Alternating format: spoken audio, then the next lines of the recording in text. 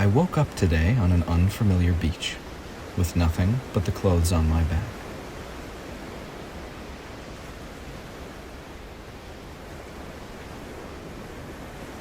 I viewed my immediate surroundings, but only an ice-cold ocean lie ahead.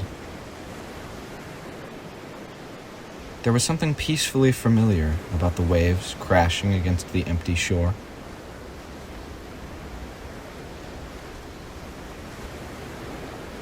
I checked my watch for the time and found it to be still.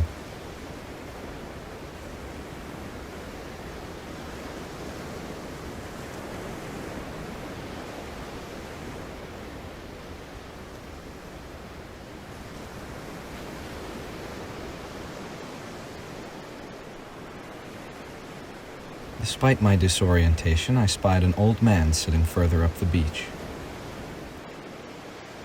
He had a warm but off-putting smile.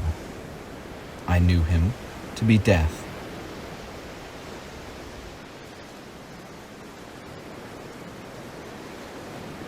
He had this way about him I couldn't quite understand.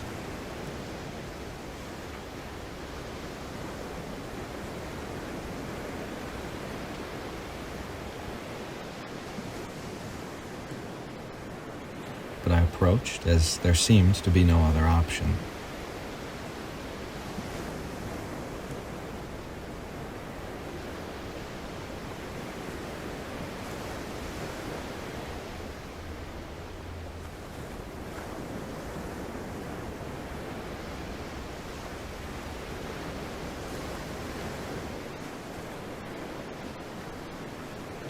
I sat down across from him, and he pulled out an old chessboard. As he set it up, he explained to me the rules. He said these words. It's a beautiful view, isn't it? I know you see it too. You're not like anyone else I've seen pass through here. I believe you could prove a formidable opponent. Best me, I'll send you back again.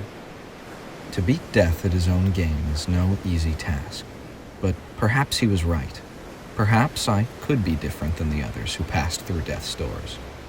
I accepted his challenge. The old man made the first move.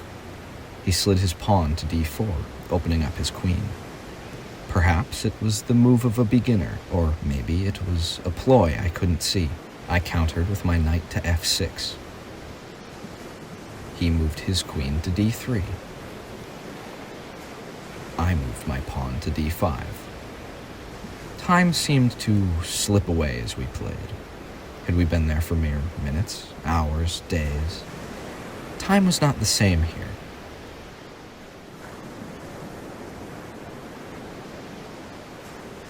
The only way to keep count was the waves crashing against the shore.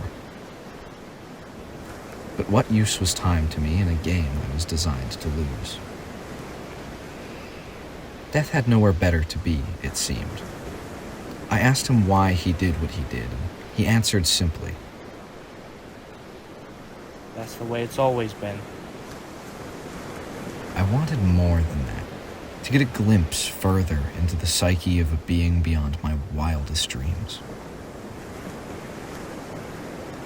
I asked why he took the form of an old man. Because that's what I am. Was his reply. We went on like this for a while until I asked him what he thought about life. His answer was considerably deeper. Life is my opposite, yes. But I find more beauty in her than I do myself.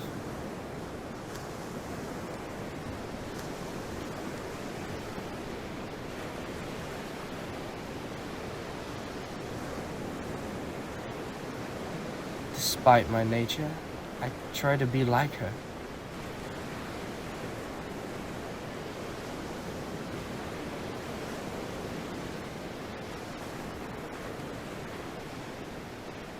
I know you see her beauty too, but there is more than that.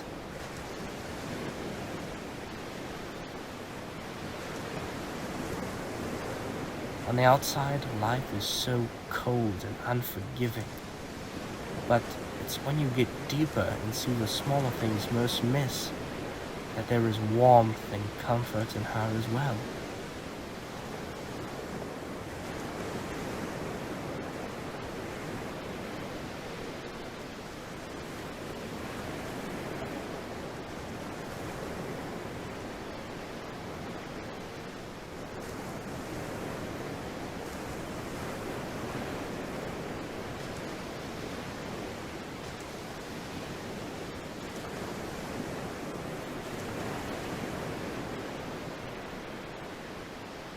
I could find no words to respond with, so we continued in silence.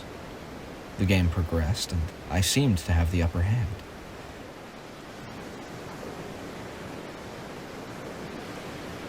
But one never can tell when going toe-to-toe with the trickster.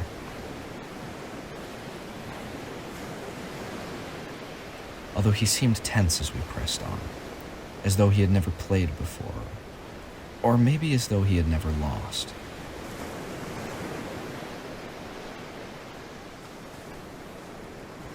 I was the formidable opponent he was looking for. Eventually, I cornered him, and with one more move, it was checkmate. I beat death at a game of chess. I don't know what I expected to happen next. Maybe I thought, or rather hoped, he would throw a fit at being bested, but instead his worry turned to the beginnings of a smile with that final move.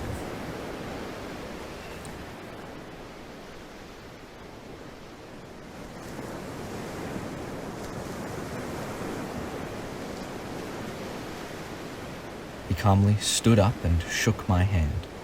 It was as cold as ice. Death beckoned toward the vast ocean behind me, and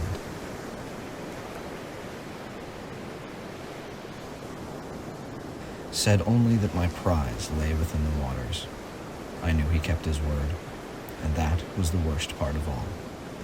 Death, a kind old man, perhaps the kindest I'd ever met, walked off down the shore. I wasn't going to see him again after that, at least not with the same eyes. I realized, as I'd won, the error I had made, the trap I had fallen into. Or perhaps it truly was a prize. Death did keep his word, doomed to leave behind the outer warmth, in favor of a deeper one, meant to be discovered by those who look for it. Blinded by my own hubris, I won, just like everybody else. And that was the greatest gift of all.